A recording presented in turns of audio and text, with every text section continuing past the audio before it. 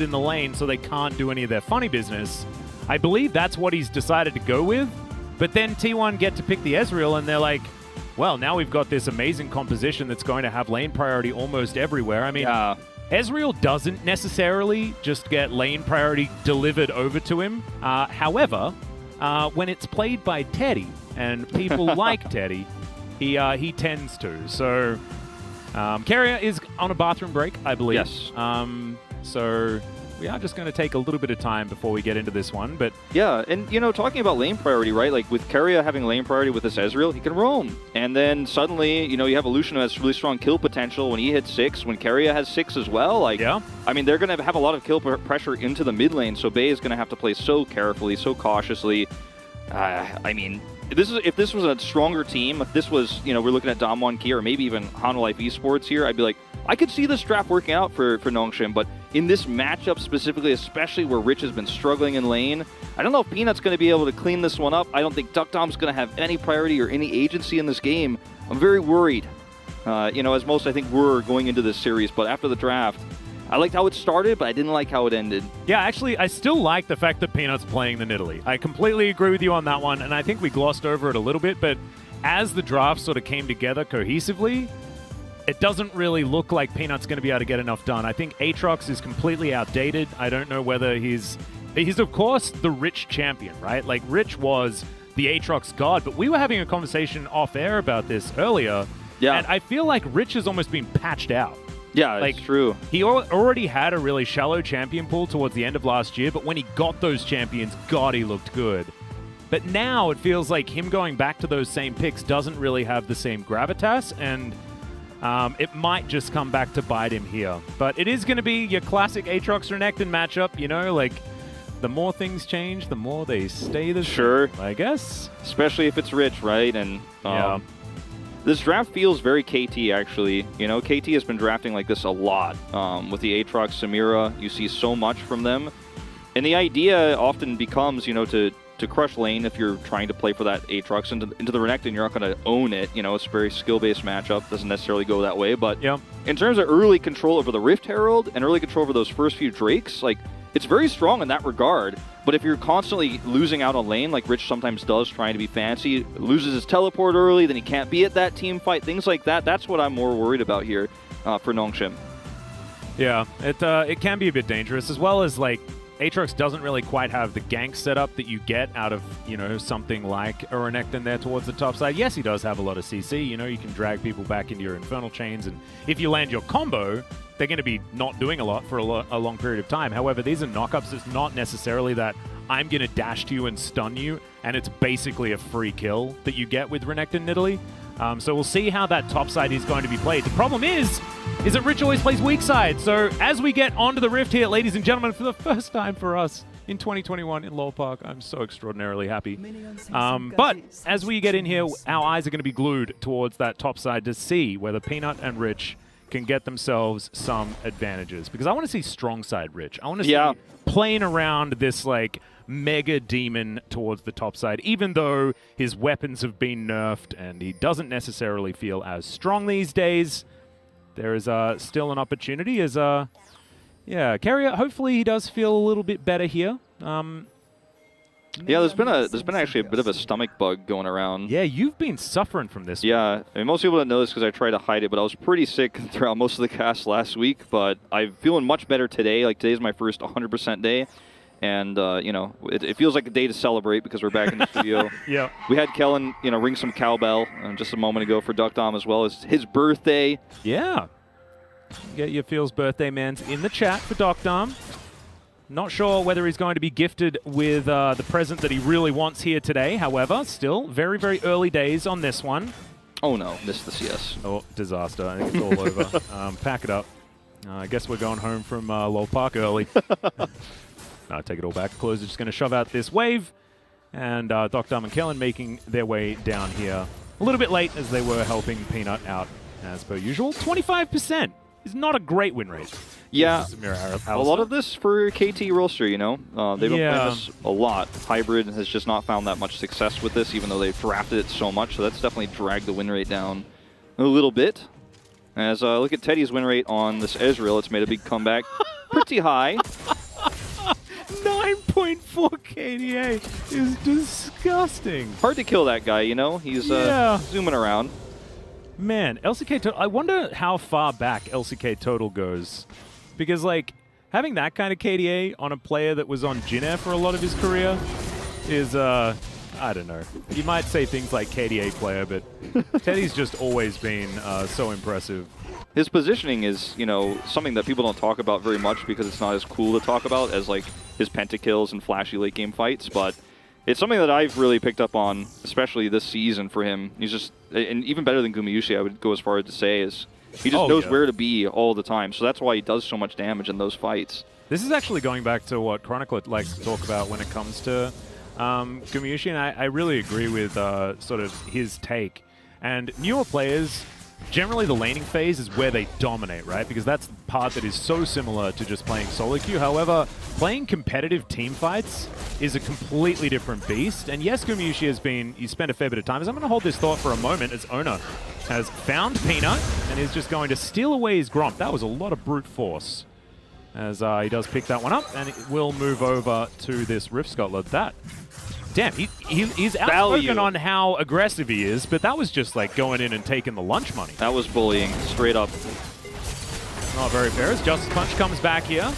Kellen just going to get bullied by Teddy and Carrier. Carrier utilizing his health bar very nicely there in that particular instance. And here's the double scuttle.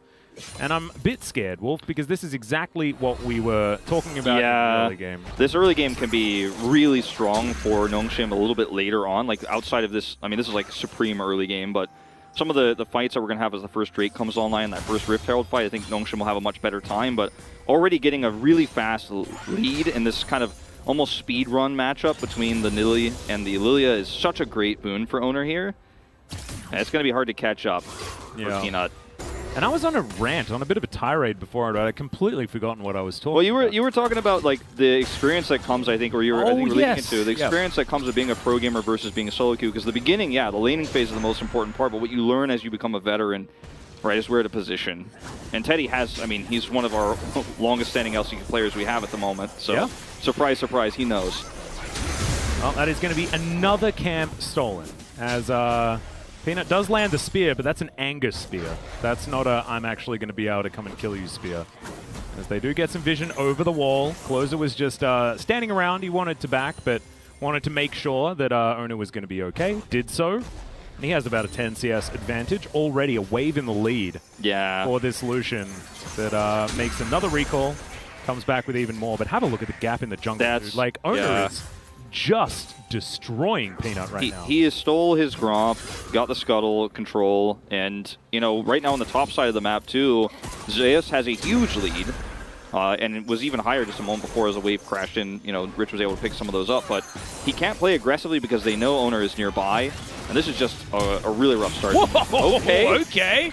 I guess we're trading flashes as he walks back into the gravity field. That's going to stop the culling. However, Closer is now officially set up the mid lane for a gank, so nicely done. Definitely does have the mobility advantage there, so feels a little bit better to, you know, have Bay without a flash rather than the Lucian. Yeah, I agree because, well, thought we might have a little bit of action here, but Floating gargoyle. Generally, like once Lilia, and she does now, has 6, this is where you're really scared as the victor, and you just have to play so carefully. And Lucian can all-in you and kill you by himself, so better trade. Yeah, here's a lot of aggression towards the bottom side. Arcane Shift gets Teddy out of there as the Blade Whirl in point-blank range. They're trying to get Carrier, who's just drinking through the potion and will survive for the moment. No flashes burnt here on the bottom side for either team. However, every other summoner has been taken down. Yeah, and, you know, Duckdom having a decent time here, and that's what you really need to see, as this is just the story of Nongshim. Every lane goes poorly, but then Duckdom does fine and sometimes gets massively ahead. This case, it's only going to be a slight lead for the moment. Yep. But great plays from Kellen, as they are going to group up around this scuttle as the Drake has spawned.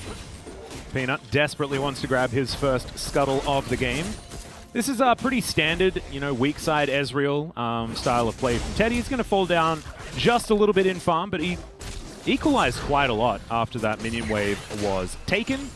But this T1 composition is playing around topside, playing around a lot of early game power as there's the all-in. Gravity Field comes through just before the double tap. And Closer is going to have to walk out of that one, but still, this is getting real dicey. That was super brave. Peanut, speaking of dicey. Yeah. That was really brave, too, of Bay to try to get that CS. Ona's forgotten which side of the map he belongs to. He's a spy, man. He's a secret agent.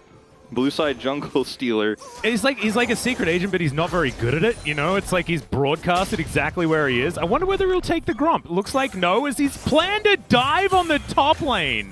They do manage to get the flash and the ulti already. Peanut's going to turn up as there's the flash. Infernal Chain's not going to arm. Zeus in a little bit of trouble here. Does have the dominance. Is going to utilize it as now the sleep comes in. They're going to use it just to back away. We don't quite get to First Blood territory just yet, as Kellen just a little bit late on his approach. Yeah, he's not going to be able to follow up on this. He wants to really badly, but that's just not going to happen. That was a really close call, actually, on both sides there. I mean, it's been a very action-packed game, actually, despite the scoreline. A lot of really aggressive attempts here from T1 that almost got converted back. Yeah, the thing is, like, Ona did it while he was also taking away all of Peanut's jungles. Yeah, so it's a win. Yeah, exactly. Like, the flashes were traded evenly, and they went for a dive. It didn't work, but yeah, they threw out some ultimates, things like that. But they got the reward that they were looking for as Closer just throws out yet another culling, takes one turret shot, but is just putting on so much pressure here. He's denying so much farm. He's denying so much experience. He's getting so much value out of the lane priority Illusion's going to give you against a control mage almost every time. And after trading flashes earlier too, like, he knows he has ultimate control. And this is going to be a fight that T1 I don't think even consider taking against the Aatrox here and Nidalee. So, you know, this is where you have your strong point, right, is that early objective control with the Aatrox, especially on the top side of the map. But T1 already have so many leads that I think they're just okay with giving this up. Yeah. Certainly not ideal to lose Herald. You can buy back a bit of tempo with that, but still, you're not going to be too worried. T1 now with a 1.3k gold lead. This is what we sort of expected.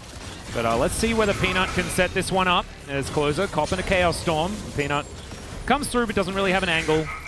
And Chaos Storm actually got a lot of value as Closer was sort of dancing in and out of it. But still, I mean, it's a 23 CS advantage. This Lucian is doing exactly what it says on the tin. Certainly. And, I mean, there were too many minions there to try to find anything, unfortunately, for Peanut. And Owner is just going to get another Scuttle. He is 27 CS, 26 as I say it out loud, CS ahead, 500 gold up right now. He's in complete control of this, and he has, you know, he's got his first few items completed as well.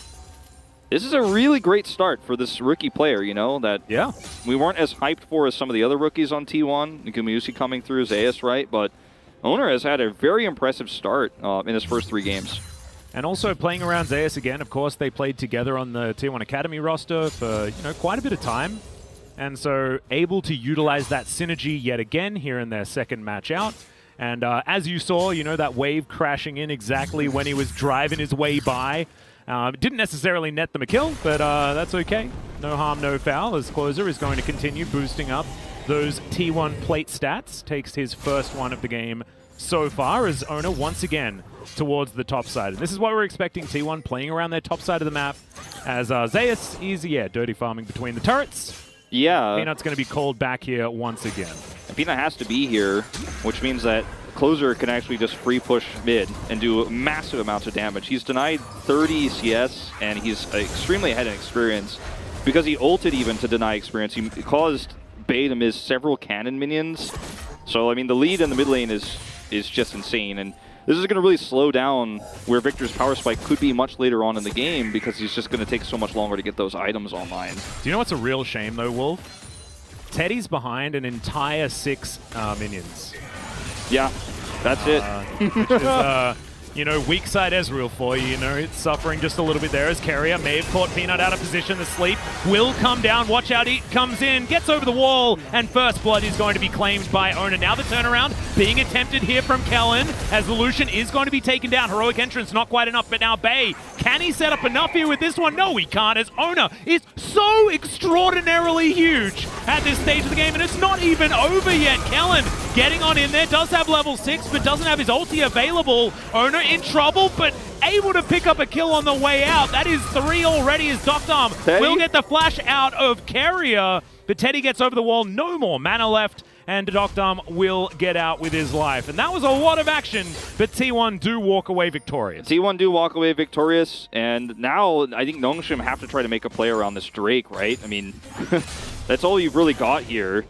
And with the huge roam down from Rich, I thought they'd maybe try to make a play. He is about to have teleport here in a second. They're going to go for this Rift Herald here in the mid lane and try to get a little bit of control for maybe that Drake fight upcoming, but you've got to get something here if you're Nongshim. You can't trade like this. You know, you're trading downwards even, and you're so significantly behind in every lane. Like, this game is not going to do wonders for their already bad CS difference at 15.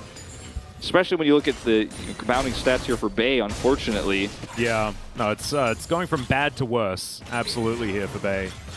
As he did manage to pick up a kill, so that's going to help him out just a little bit. And like you said, you know, the plate gold does come through, so he's not quite as behind as 40 CS may tell you. But let's have a look at this one more time.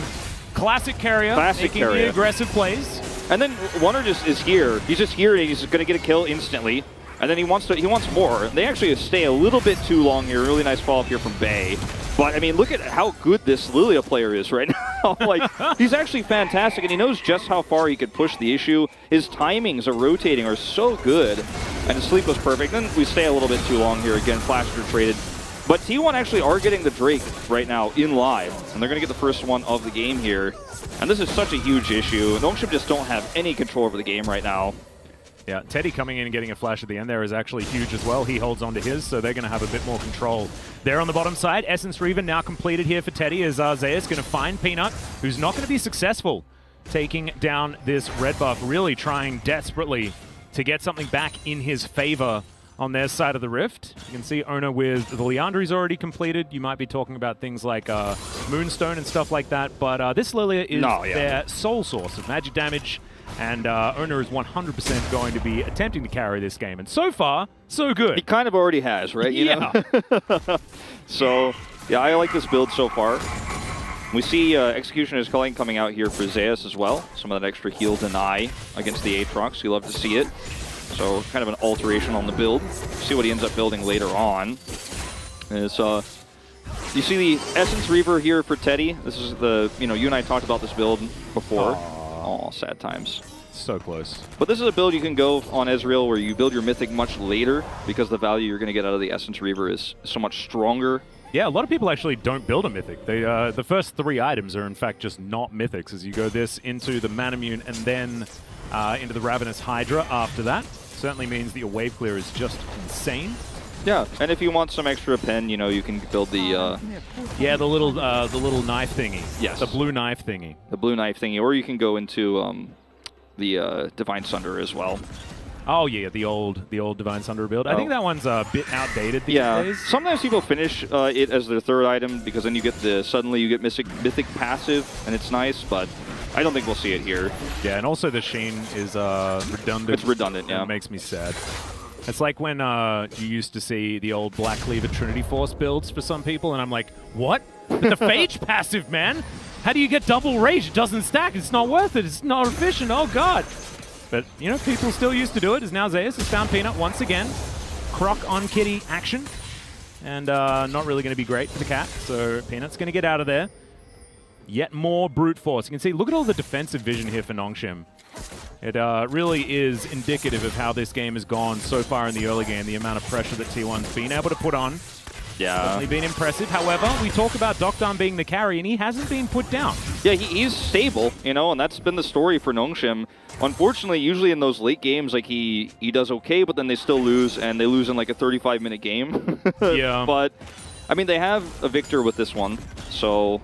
I mean, there is some potential for comeback later on in the game, but I'm just worried that with how much objective control T1 have over this map right now, second Rift Herald is going to take out this turret. I mean, I don't know if we make it there. Like, I don't know if we are going to see Victor complete those items this game.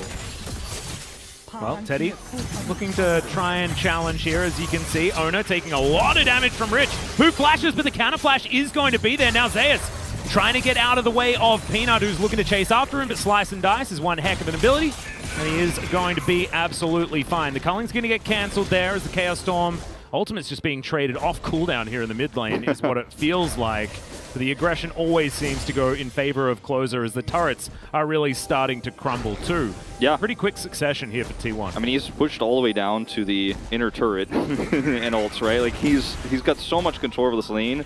And of course, when he knows that Peanut has to go up defensively to the top side of the map, he can make these plays. And if Bay makes one mistake, he just gets a kill. He picked Gale Force, so he has that extra chase, that extra gap closer, and the execute damage there. So I appreciate the attempt, right? And even though he fails, you know, Bay is significantly behind.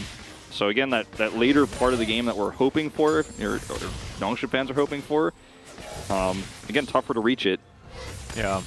It was Cyrilda's Grudge, by the way. Yes, that's the one. That's why we forgot the name, because it's extraordinarily it's a weird difficult name to pronounce. Who's she mad at, anyways? Yeah, I don't know. And I actually don't believe in holding grudges. You know, life's too short. Yeah, as Carrier Justice punches himself into a spear. Not ideal, but isn't ultimately going to do anything. He's got his Swifty boots complete, as they do get some wards over this wall. We are going to have a welcome back to LoL Park, which says Cloud Soul. There you go. Earth, Wind, and Fire, out of order, however, still likely to be coming in here because we'd say 50-50, Ocean or Cloud. That's not how that is. There's a bit of a fight here towards the bottom side. A cleanse out from Doctarm. Does mean he gets taunted, though, as Teddy finds the True Shot Barrage onto nothing. And closing out, closing in. Ona coming down as well. Bowling Ball is going to go out to the side, but the Lucian just doesn't need anyone as Peanut's so close to going down. Close is going to have to settle for some beefsteak as now Ona getting over this wall. Bowling Ball comes through, doesn't land onto Doctarm. They do get the teleport out of the Victor in the mid lane. That Mystic Shot couldn't have been timed any better from Teddy, just to make sure that he gets a welcome shot. But Zeus now finds himself with no one to worry about on the top side. And Nongshim, it just feels like they're getting spread too thin, even though nothing's really forcing them to, right? Like, they're just not making the proactive plays that T1 are able to put down, and their reward will be this Drake. I mean, every time, too, we see this, you know, these kinds of roams, these rotations here from T1 where they play aggressively because they have map control, they have vision control. Nongshim either just don't respond to get further behind or try to respond, but they're very slow at it. And it's the speed that T1 have. This is a Cloud Soul coming through, just to remind everyone. Ooh, Teddy, Arcane Shift is on cooldown. Doctarm comes through, and that is a very comfortable kill. Sometimes you just lie in wait and you get rewarded. It feels like Doctarm is just inevitable in some of these games. Yeah, right? It's like, well, just wait for Doctarm. He's gonna be safe in lane. He's not gonna die, and then he is gonna get a kill and start to bring things back. But yeah, I mean, this is what you need. I mean, if you're Nongshim, you need Doctarm to get fed, and he is starting to get up there, right? I mean, that's the one lane that's going well for you, even with those 2 picks, of course, onto Kellen. Yeah. Well, that is certainly good news. Whether it's going to be enough is going to be the big question, as we are going to get the replay of all the shenanigans that happened on the bottom side of the map. Yeah, this is just nice taunt coming through, and then the turnaround here is because Closer is ready. And he's just going to go over the wall. And Peanut, like, when you look at a fight like this for Nongshim, their comp can't lock anybody down. They're way overextended. Every time they try to make a proactive play, they don't know where, like, Closer is, for example. They don't know where Owner is. So how do you deal with it when they do rotate and you don't have CC? Oh, that was so sneaky. Oh, so this was not even just like a huge mistake from Teddy. This is a proactive play. And he misses it. With the wrong brush and Arcane shifts forward. That's a really cute play from Doctarm. I like it a lot. Any advantage that you can find is worth it. Yeah, that's rough for Teddy, you know. Bad luck. Check the wrong bush. Well, now Ona coming on in here, looking to try and push back this bottom lane that has gone a bit topsy-turvy, headed towards the top side of the map instead to try and get that one shoved in. Outer turret still standing there on top, and they want to try and funnel as much gold into Doctarm as they can. He has his collector complete, 2 items for both of our marksmen there on the bottom side. Yeah, there's no good objective to fight for here for Nongshim, so they need to be careful about looking for skirmishes like this. I mean, you only lose, I feel like, if you try to fight for nothing here for Nongshim, even if it's an even trade. Like, I don't like this. Walk away.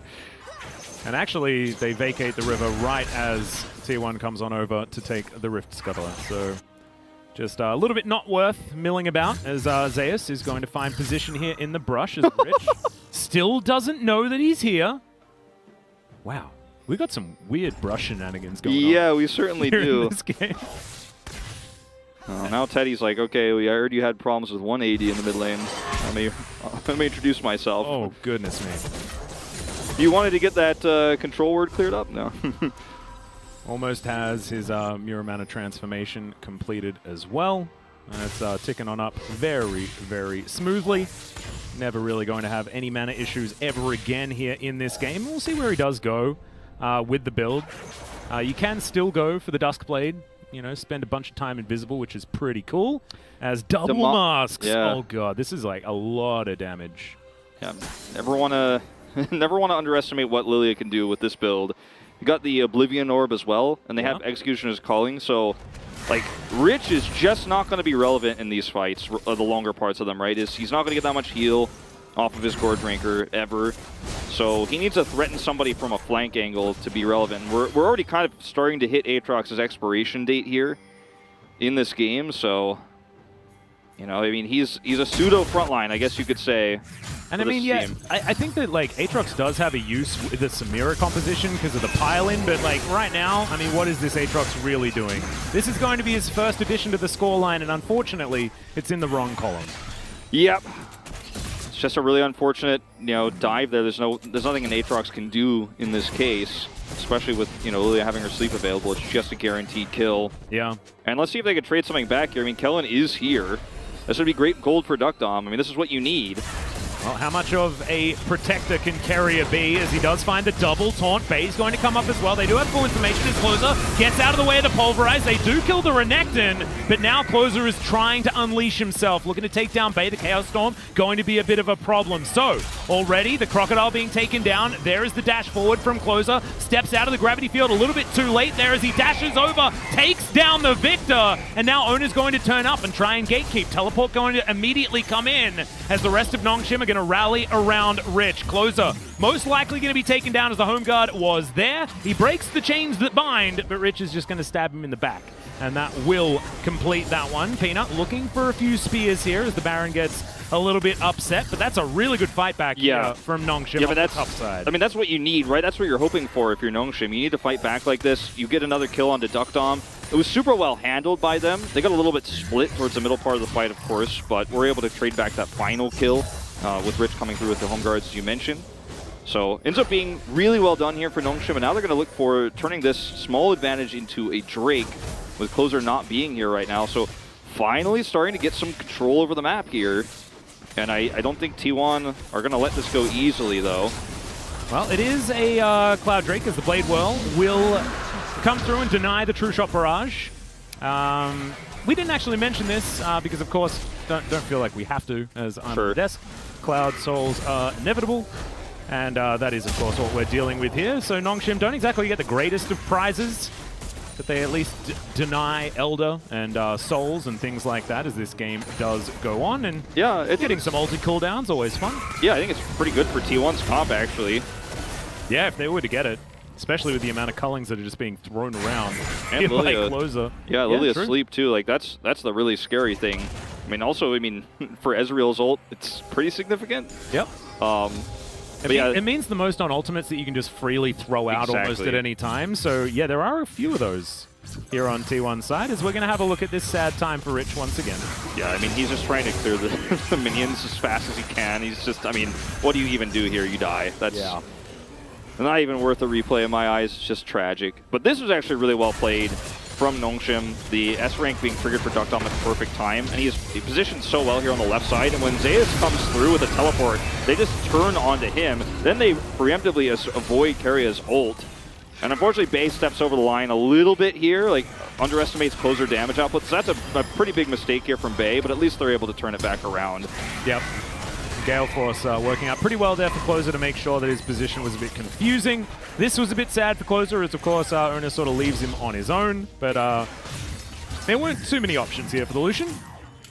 I think if Bay plays that better, this ends up being even better for Nongshim. You know, like if he doesn't overextend there and doesn't get picked, they could have maybe even tried to play for more after that. But still, that was the beginning of what looked like potential start of a comeback here for Nongshim. We're not there yet, but... Yep. Well, T1, they've started off the Baron. As everyone's on it, they do have the level lead in the jungle as well, so let's see whether Owner can make sure that he confirms this. Peanut is going to dive into the pits, looking to be a 50-50, but Owner is going to win it. But in goes the Aatrox. He finds the backline, finds the Lucian, but the Lilia is starting to pop off. Instant interruption on the ulti of the Samira, and that is going to spell the end as Teddy grabs a double. They grab the Baron, and T1... My God, that was a decisive play, as I think we were in a replay and didn't really see the setup. Yeah. But, damn, we come back and T1 says goodbye to this game. I mean, they had total control over the Baron fight from the beginning, or they had total control over the Baron pit, so Nongshim had to kind of funnel in. Peanut was on the outside trying to look for spears, and of course the all-in there for the 50-50, which he fails. But the immediate shutdown onto the Inferno trigger is the most important part of this, because that just prevents any way for Nongshim to try to turn this fight around. You can see Peanut's on the edge here, and unfortunately Kellen is just, I mean, he has to flash away early. He's not relevant in this fight anymore. Rich is trying to get in among it. I mean, this is the most value you're going to get out of an Aatrox at this stage. But the shutdown onto the Inferno trigger here, instantly stopping that from actually getting any value. Because if that gets a little bit more damage done, then maybe Rich can clean this up. But T1 were just so ready for it. Yeah, it actually, it didn't do quite as much as I thought it was going to, because I thought it was interrupted a lot earlier than that, but actually they sort of let it go, and as soon as it got onto Teddy, then they interrupted it, right? And the Ezreal isn't sort of taken down. It's not like the old Iceborne Gauntlet Ezreal that did have a lot of armor and could actually take a bit of a beating. This is not that kind of build.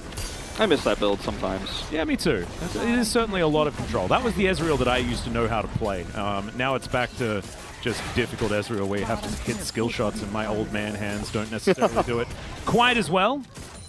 But Nongshim now, this is getting to be a really dicey situation. T1, I mean, yes, there is an Aatrox on the top side of the map trying to push things back, but Zeus is in the mid lane.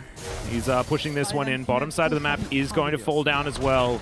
And now, Rich is going to come back and see whether Nongshim can find themselves a heroic fight. 7,000 gold is the lead here for T1 approximately.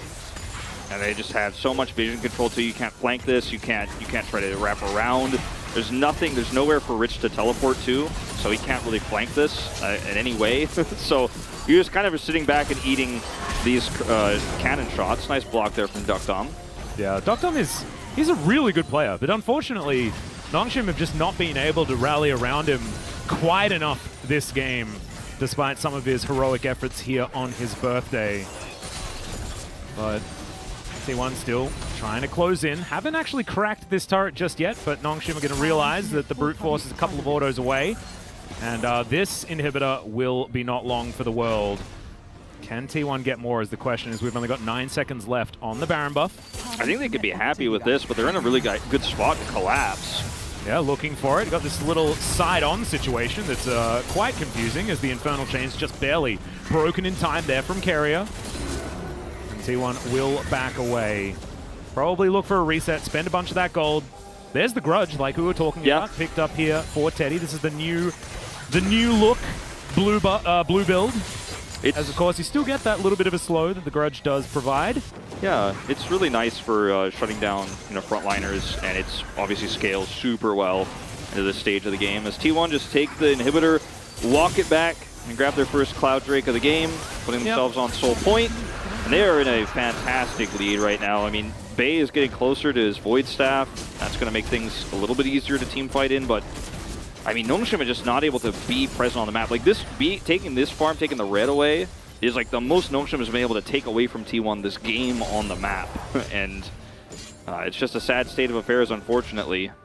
It really is. You do need to commend T1 for how they navigated the early game especially. I think Owner has finally shown us why we should have been excited about this player joining the team, right? His last 2 games, it was Nidalee Graves, and yes, he was serviceable, he was good. But we didn't see exactly why he was amazing.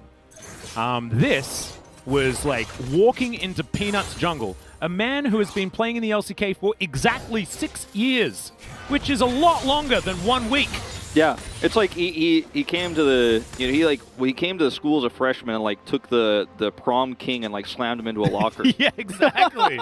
You know what I mean? Like this was like no, this is my city now. That's how you make an impression, man. Yeah. This guy's moved house before. Oh boy. Well, I mean, he certainly has dominated this game, and he got the tempo lead T1 needed to be where they are now.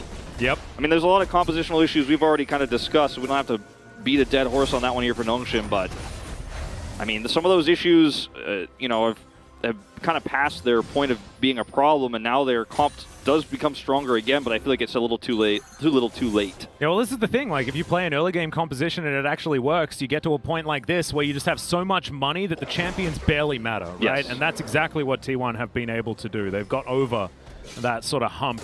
And now you've got super creeps sort of cascading into the bottom side of the map, and T1 will be able to use that pressure point to guarantee man advantages.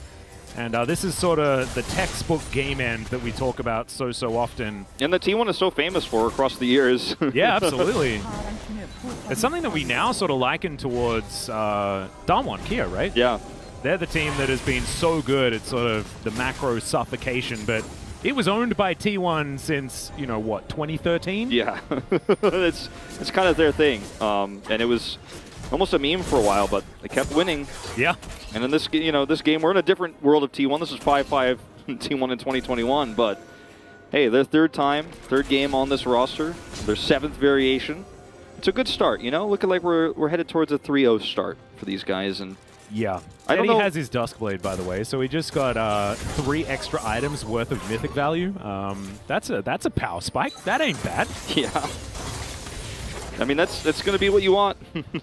He decided to forego the Ravenous Hydra this time as well. Just not opting in for that part of the build. Felt like he didn't really require it. Super good, actually, at proccing the Immortal Shield Bow early, too, the Duskblade. Like, it's going to add a lot of extra damage against these squishies. Is Kellen. Yeah, that's a True Shot Barrage getting some value there. As finally, there was no Samira in position to deny it. Yeah. I mean, this game is all but locked up, sadly, for Nongshim, unless they can have one miracle fight around a Baron. In order to do that, though, they're going to need to get Vision swept out. And I mean, Rich is down here trying to deal with super minions. Also, the Baron dies in what feels like an instant. Like, look at these 4-item AD carries with some real expensive items as well. And valuable for both of these champions. Like, this is just full damage. There is no utility being put together by either of these guys. Closer and Teddy, if they're anywhere near a Baron, it basically dies as they blink. Yeah, and that's exactly what's going to happen here. Is they do clear Vision. The Rift Scuttler is available for a few more seconds. This is Nongshim's last chance in this game. This is going to have to be a miracle fight.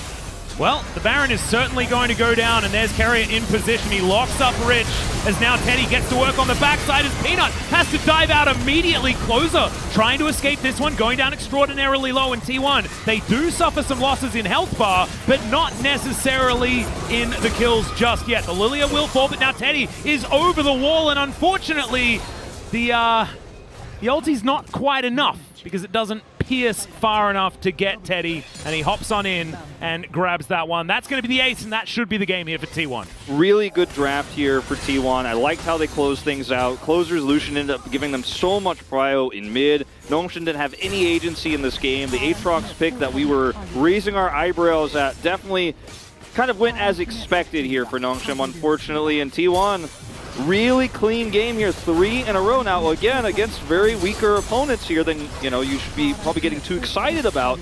But when you see T1 perform this well, I think you're very happy to see that return to form. Absolutely. And good start in this series. I believe so as well. And, like, you can talk about who the opposition is and, oh, we shouldn't get excited because this is just Nongshim. They are another one of our, like, 3-7 teams or, you know, whatever the scoreline may be.